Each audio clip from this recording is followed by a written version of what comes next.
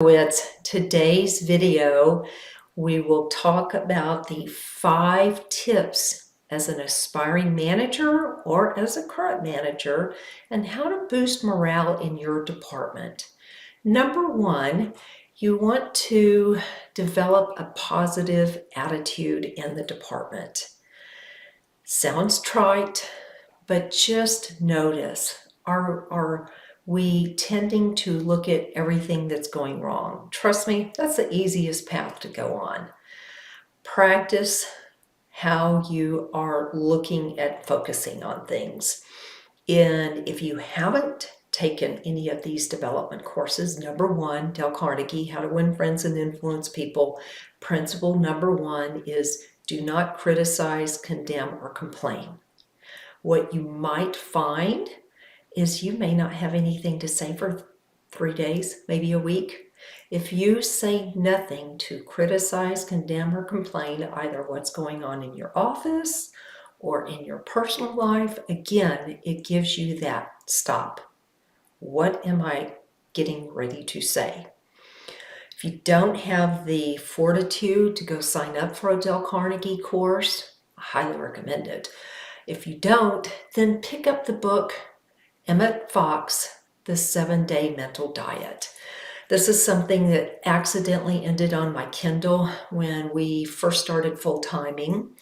And I remember reading it because I was keeping a journal at the time and making notes of things I wanted to remember. And here's what I remember from that book.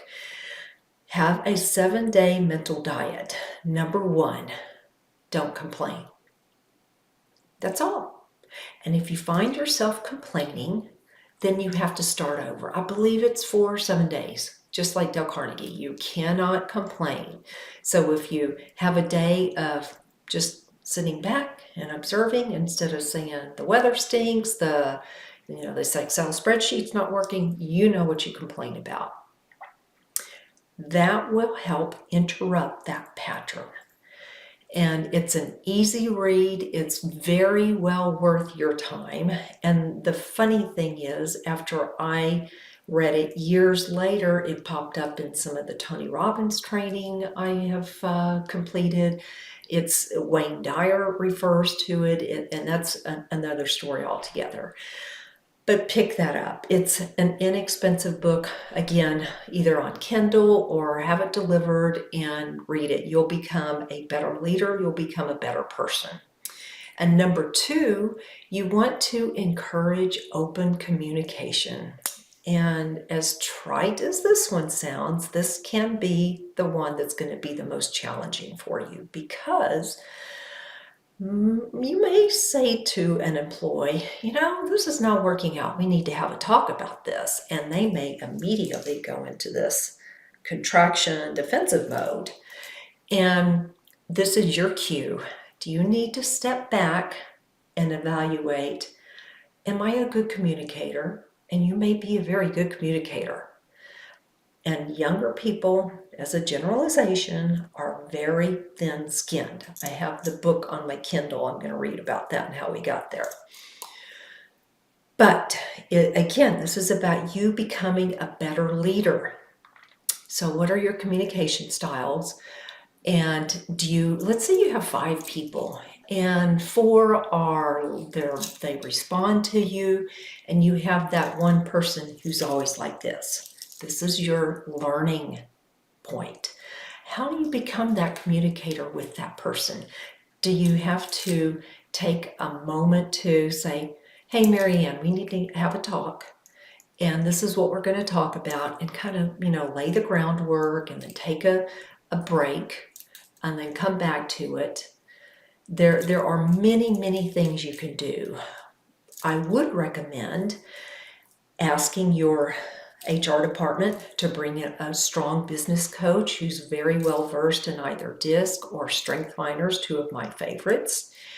And I will tell you from personal experience as an executive recruiter, my clients who use any type of assessment for hiring and working with their employees have very little turnover. Versus other clients who said, we don't have the money for that. Well, guess what? They're the ones who have constant turnover and then end up not being clients down the road. Not part of what I like to be a part of. And then number 3 is, do you provide opportunities for your employees for development and learning? Again, this is something that people eat up. They love learning. They want to develop. And again, I can think of several clients off the top of my head who offer training and develop continually, and people are still there. I have one company who offered basic English writing skills for their accounting department. So you will be surprised at what you can offer. And honestly, with what's available on the internet, you have no excuse for not investing in your employees. Yeah, they should want to invest in themselves too. But sometimes employees are sitting around saying, well, it doesn't matter if I do or not. So if you kind of meet them halfway and say, hey, I want you to take this Excel course, learn a little bit more about macros so we can do whatever. Think about that and celebrate your wins, both as a team and then the individuals within the team. This weekend we had an opportunity to watch the Liv golf tournament from Tucson, because we're there. And frankly, I had not been exposed to this new golf league.